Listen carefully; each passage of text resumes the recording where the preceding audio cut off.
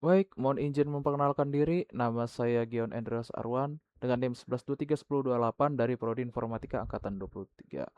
Nah, sekarang saya akan mempresentasikan hasil dari UAS Sistem Paralel dan Terdistribusi yang dimana UAS ini akan melakukan demonstrasi dari program PubSub Log Aggregator. Nah, sebelum kita masuk ke dalam demonya, saya akan menjelaskan sedikit eh, struktur struktur kode yang sudah saya buat. Nah, jadi yang pertama itu saya akan menjelaskan ke struktur kodenya itu untuk memahami bagaimana aliran data dan pencegahan duplikasi itu bekerja dari sisi coding. Yang pertama itu kita akan mengecek agregator setting. Pertama di sini tuh ada setting PY. Di sini tuh semua konfigurasi seperti URL database dan Redis, dan dengan ini itu tidak ada sama sekali kode yang hardcode. Jadi semuanya tuh diambil dari environment variable dan mengikuti prinsip dari 12 vector app. Nah, jadi ini membuat aplikasi kita itu sangat dinamis dan aman kalau mau di-deploy di server manapun. Nah, selanjutnya kita lihat di bagian DB. Nah, di sini itu eh, kita akan lihat di sini itu adalah tempat bagian pondasinya itu dibangun. Jadi saat aplikasi menyala, dia itu otomatis membuat tiga table. Di sini ada tiga table. Nah, tiga table ini berisi table log event untuk data utamanya. Lalu ada table eh, audit log untuk mencatat riwayat penolakan data, dan terakhir ada table stats. Nah, itu yang paling krusial karena di sini itu kita memasang unique constraint. Jadi pada kombinasi topik dan event ID. Nah, jadi ini biar dia bisa mendeteksi apakah dia itu merupakan unik atau duplikat. Nah, selanjutnya di bagian worker. Nah, di bagian worker ini adalah bagian semacam eh, inti dari kode kita. Jadi dia itu sebagai fungsi handle one. Jadi worker ini itu memproses data kita dalam satu transaksi database yang tunggal. Jadi bisa dilihat di sini eh, di bagian sini ada empat perintah. Sini ada empat perintah. Perintah insert, baru ada perintah on conflict do nothing. Jadi ada empat worker yang mencoba masukkan data duplikat secara serentak. Jadi database itu akan menerimanya sebagai operasi otomik. Jadi kalau sukses statusnya jadi accept, kalau dia konflik maka diabaikan dan statusnya itu menjadi reject. Nah, jadi semua itu akan bekerja tanpa crash. Selanjutnya di main PY. Nah, di sini di main PY itu kita kita kan menggunakan Fast API. Jadi pendekatannya itu adalah untuk memisahkan beban. Jadi endpoint dan publish-nya itu eh, tidak melakukan operasi database sama sekali. Jadi dia cuma menerima JSON terus diberikan ke Redis biar API-nya itu bisa cepat. Jadi dia bisa instan saat kita lakukan tes untuk menerima sampai 20.000 atau bahkan ribuan akses. Jadi dia tetap disimpan ke database. Terus yang bagian berat-berat itu diserahkan kepada worker yang ada di bagian background. Nah, selanjutnya itu kita akan lihat file publisher. Nah, di sini itu eh, publisher itu untuk bekerja sebagai alat stress test. Jadi Eee di sini algoritmanya itu bekerja dengan cara mencetak, ID unik, tapi dia juga bisa secara acak akan mengambil, ID lama dan memasukkannya. Dan dia dimasukkan lagi ke antreannya. Jadi ini tuh dirancang untuk merekayasa skenario yang nyata. Misalnya ada koneksi internet klien yang lagi lost, jadi aplikasi klien itu mengira kalau event yang dikirim itu sama berkali-kali atau biasanya itu network retry. Oke, selanjutnya kita akan lanjut ke demonstrasinya. Pada video kali ini tuh saya akan mendemokan tugas dari project UAS-nya itu sistem terdistribusi, yaitu membangun sebuah PubSub aggregator yang terdistribusi, yang sudah mendukung fitur idempotensi, deduplication, dan concurrency control. Nah, jadi itu semuanya dibungkus menggunakan Docker Compose. Nah, sebelum kita memulai, di sini tuh saya akan menjelaskan sedikit arsitektur yang digunakan pada program pada kali ini. Yang pertama itu ada 4 service utama yang akan dijalankan di dalam Docker Compose. Yang pertama itu ada agregator. Jadi ini tuh adalah sistem utamanya yang dibangun pakai Fast API dari Python. Nah, dia itu mempunyai API yang bisa menerima data, lalu bisa memasukkannya ke dalam Redis, dalam background yang bisa berjalan secara paralel. Jadi data dari Redis itu bisa disimpan ke database. Nah, selanjutnya itu ada publisher, di mana publisher ini itu adalah program yang dengan untuk melakukan simulasi. Nah, itu untuk menggunakan untuk menembakkan sekitar puluhan ribu event ke agregator. Jadi itu buat menguji bebannya nanti. Nah, nanti ada beberapa datanya itu akan sengaja dibuat untuk duplikat, untuk kita mengetes apakah dia bisa mendeteksi duplikat atau tidak. Nah, selanjutnya sini ada broker. Nah, kita pemakai Redis 7 sebagai message queue-nya. Jadi sementara biar agregator itu nggak bisa bottleneck saat trafiknya tinggi. Lalu yang terakhir itu ada storage. Nah, storage ini tuh dipakai menggunakan PostgreSQL. Ya, jadi untuk menyimpan data permanen. Terus di sini ada juga Docker Volume supaya datanya tidak crash saat apa? Tidak gampang crash gitu. Jadi semua service ini tuh semuanya digunakan dan terisolasi dalam satu jaringan internet Docker. Jadi nggak ada port Redis atau Postgres yang bocor ke publik. Nah, itu untuk mencegah banyak data yang akan duplikat atau data duplikat yang masuk. Jadi kita bisa memanfaatkan fitur yang bernama unique constraint-nya itu untuk eh, dan juga perintah insert on untuk menangani bentrok. Jadi datanya itu aman di level database. Nah, selanjutnya kita akan memulai demonya. Yang pertama itu sebelum kita memulai kita harus melakukan build semua servisnya terlebih dahulu. Nah, untuk menjalankannya itu kita mengetikkan eh, perintah sebagai berikut. Nah, jadi itu perintah ini tuh digunakan untuk mendownload semua image yang dibutuhkan. Nanti kita juga bisa merakit environment Python kita, jadi menghidupkan keempat service yang tadi sudah saya katakan. Service ini dibuat di background karena kita menggunakan flag min d. Nah, kita akan tunggu sampai semua service-nya selesai. Oke.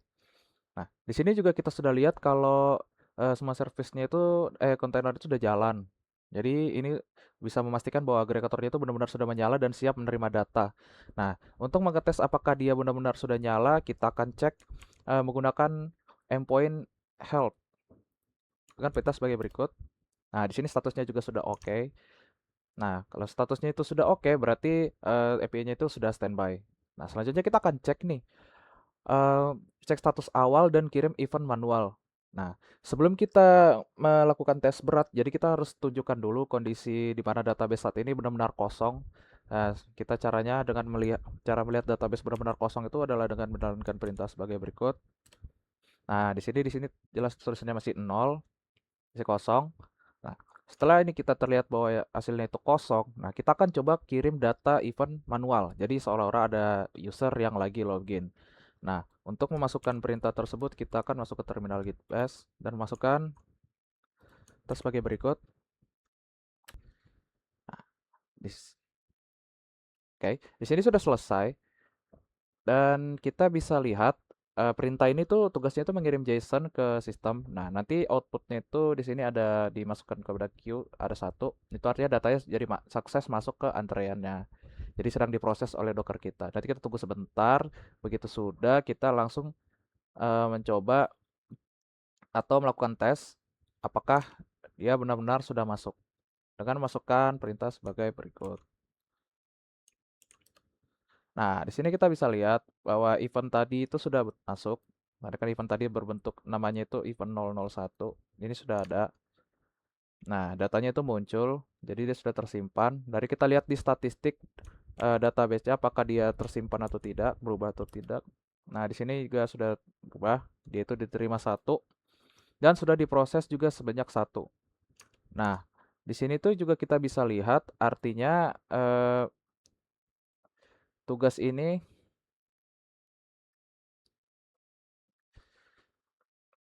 Nah, setelah itu kita akan mencoba bukti idempotensi dan deduplication. Nah, sekarang kita masuk ke pembuktian syarat utamanya. Jadi gimana kalau jaringan error dan user itu ngirim data event satu itu berkali-kali karena data event satu tadi kan sudah dikirim. Jadi itu kan hitungannya tetap data yang sama.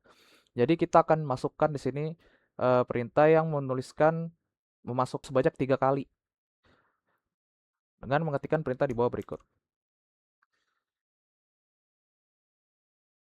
Nah, di sini itu terhitung 3. Kita akan cek kembali apakah dia itu sudah benar-benar masuk atau tidak. Mari kita cek. Nah, di sini juga sudah masuk. Kita bisa lihat datanya 3 kali itu harusnya dia itu terhitung menjadi 4. Nah, sekarang kita lihat apakah benar-benar total data yang dikirim itu ada 4. Nah, untuk melakukan tes apakah yang sudah dikirim tadi betul-betul terhit tadi kan sudah dikirim sebanyak 4. Nah, jadi karena kita sudah berkirim 4 kali itu, kita harus cek apakah 4 data yang sama itu terdeteksi jadi data yang berbeda atau terdeteksi dia itu merupakan duplikat. Cara untuk melakukan tesnya itu adalah dengan sebagai masukkan perintah sebagai berikut. Nah, oke, seperti yang sudah kita coba tadi, data yang pertama dikirimkan itu tetap diproses sebagai unique proses dan data ketiga yang dilakukan simulasi tadi ketika jaringan error jadi data terinput sebanyak duplikat itu 3 kali itu langsung di drop dan terhitung sebagai duplikat sebanyak 3. Nah, jadi ini membuktikan bahwa fitur deplikasi kita itu sudah bekerja secara bagus. Oke, selanjutnya kita akan melakukan demonstrasi publisher dan beban sebanyak 20.000 event. Nah, sekarang kita itu akan semacam mengetes sistemnya itu dengan tes stress. Jadi itu saya akan menjalankan publisher untuk mengirimkan sekitar 20.000 data sekaligus secara paralel. Nah, jadi ini kita tinggal memasukkan perintah sebagai berikut untuk melakukan stress-stressnya.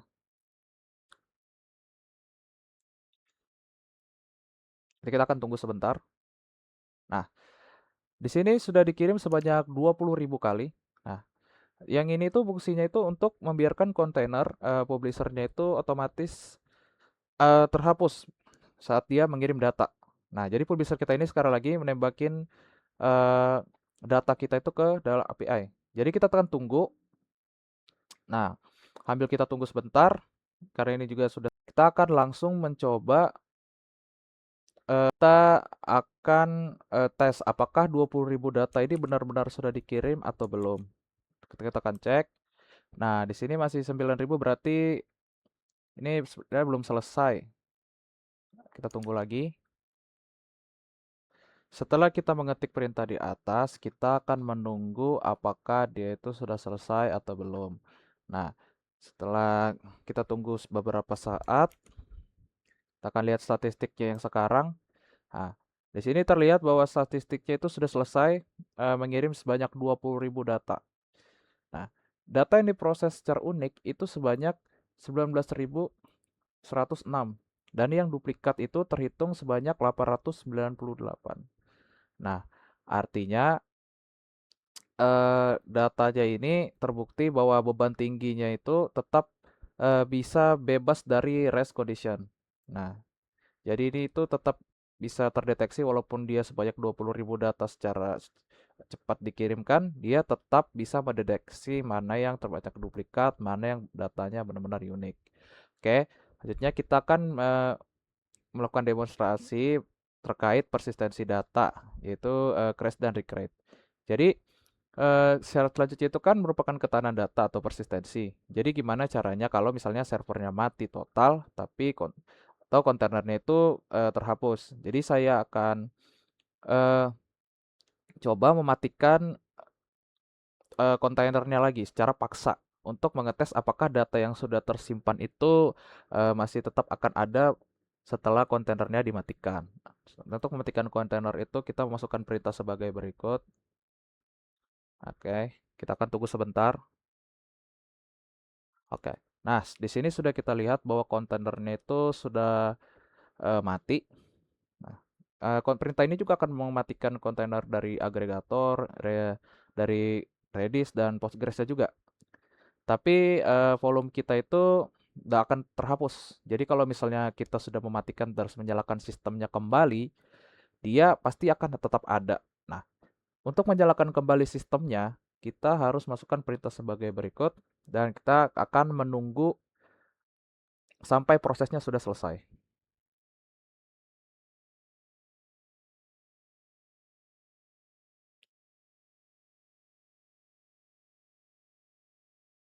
Kita akan tunggu sampai prosesnya selesai. Begitu proses menyalakan kembali kontainernya itu selesai, kita akan mengecek apakah data yang sudah kita simpan sebelum eh, kontainernya sudah dimatikan, apakah masih ada atau tidak, dengan memasukkan perintah sebagai berikut. Oke, bisa kita lihat di sini bahwa datanya tetap ada, tidak terhapus sama sekali dan tetap sama seperti kondisi sebelum eh, kontainer itu dimatikan. Dia ada di sini tetap sama walaupun datanya itu tadi sudah dimatikan. Oke, untuk selanjutnya kita akan eh, coba untuk mengirimkan kembali post event yang pertama tadi. Apakah dia masih terdeteksi sebagai duplikat atau tidak setelah kita mematikan kontainernya? Nah, yang kita lakukan adalah dengan memasukkan perintah.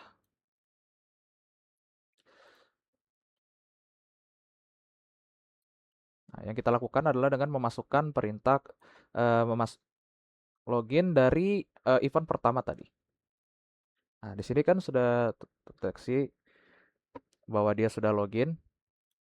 Selanjutnya kita akan coba apakah dia benar-benar masih tetap terhitung sebagai unik atau tidak bahkan setelah kontainernya dimatikan.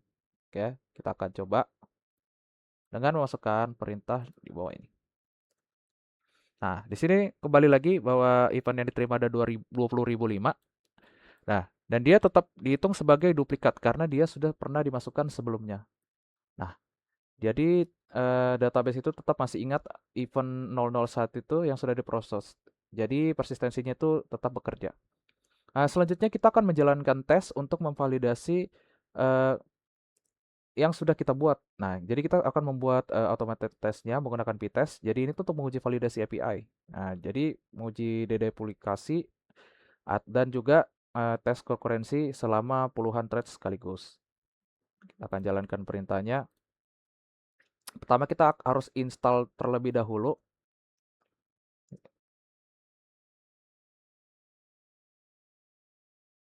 Oke, sudah terinstall.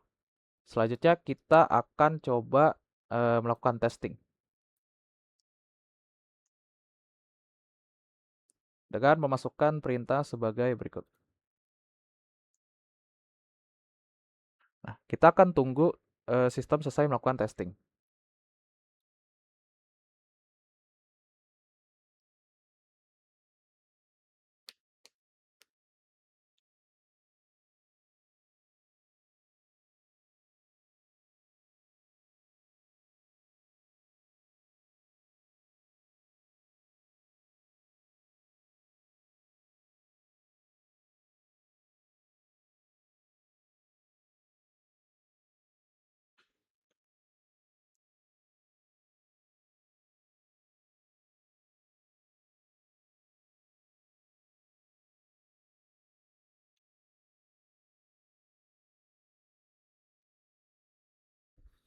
Oke, seperti yang kita lihat di sini, eh, perintah yang kita masukkan itu kan merupakan perintah supaya kita bisa lihat nama skenario dari tesnya itu satu persatu. Nah, bisa kita lihat di sini bahwa semua 15 test case-nya itu sudah pass semua. Nah, jadi ini membuktikan bahwa semua tes yang kita lakukan tadi itu sudah berhasil karena dia sudah bernilai hijau. Nah, baik, selanjutnya setelah semua tes berhasil dilakukan, nah saya akan sedikit menjelaskan kenapa kita tentang isolation level di database. Jadi kita menggunakan level rate commit dibandingkan serializable. Kenapa? Karena fitur serializable ini sangat berat. Jadi dia akan mengunci banyak proses yang menurunkan banyak proses. Jadi ini kan bisa menurunkan performa secara drastis. Jadi karena skenario kita itu sudah diamankan oleh unique constraint dan juga on conflict do nothing di level raw level, jadi ancaman seperti race condition atau loss update itu sudah teratasi tanpa perlu menggunakan serializable. Nah, jadi keputusan kedua juga kita menggunakan metode komunikasi yang menggunakan pola pengiriman at least once delivery. Dari sisi publisher, artinya jadi kita bisa membiarkan jaringan ini untuk mengirim data duplikat lebih dari satu kali. Lalu kita juga bisa share tanggung jawabnya ke sisi agregator untuk memastikan datanya tidak diproses ganda. Jadi pola ini juga sebagai standar yang biasanya digunakan pada kelas industri. Ya, jadi yang dipakai seperti yang dipakai pada Apache Kafka. Nah, baru di sini juga ada sedikit analisis berdasarkan apa yang sudah dikerjakan. Jadi at least once delivery versus exactly one. Jadi kita itu merancang publishernya itu dengan prinsip at least once delivery. Ini tuh sangat lumayan sulit. Terus juga biasanya kalau diaplikasikan itu cukup mahal. Tapi secara forma itu dia menjamin jaringan hanya mengirim data tepat itu cuma satu kali. Jadi karena itu bebannya itu akan digeser ke sisi biasanya konsumen atau agregator. Jadi biarkan jaringan itu mengirimkan data sampai berdebar-debar, tapi customer itu tetap dibuat idempotent. Idempotent. Jadi sehingga hasil akhirnya itu menyerupai exactly one processing. Nah, jika di selanjutnya di bagian isolation level juga, di sini juga kita menempatkan dan mempertimbangkan menggunakan isolation level yang tertinggi, yaitu serializable di Postgres. Jadi serializable ini biasanya akan memakan biaya performa yang sangat mahal. Kadang-kadang juga sering memicu transaction rollback error jika ada banyak koneksi setiap paralel. Jadi kalau misalnya ada masalah loss update dan deduplikasi, jadi itu bisa diselesaikan oleh unique constraint berdasarkan dari topik dan event ID. Jadi kalau misalnya eh, level rate commitnya itu jadi sudah sangat memadai, nah itu bisa jauh lebih cepat dan lebih aman untuk kasus ini. Akan masuk ke pengamanan keamanan jaringan dan penutupnya. Jadi keamanan jaringannya dari segi keamanan jaringan, jadi semua service-nya itu berkomunikasi di jaringan internal Docker Compose. Jadi Redis dan Postgres itu tidak diekspos ke port yang di luar. Jadi hanya agregator dan expose port ya 8080 saja dari port 8080 saja untuk melakukan demo secara lokal. Nah, selanjutnya itu untuk keputusan desainnya. Jadi kita memilih Redis itu sebagai eh, pekerja ringannya kita karena dia itu merupakan eh, bukan yang ringan. Jadi dia juga mendukung BLOP. Jadi untuk melakukan blocking pop yang efisien dia bisa sangat baik. Saja di isolation level rate committed-nya itu dipilih karena insert out dan complete to do nothing-nya itu jadi sudah di atomic di level row. Jadi sehingga kita tidak perlu serializable yang lebih sulit. Jadi dedup key-nya itu tetap adalah kombinasi topik event ID. Jadi sehingga event ID-nya yang sama di topik berbeda itu dianggap tetap event yang berbeda. Nah, jadi sekian dari demo saya. Terima kasih.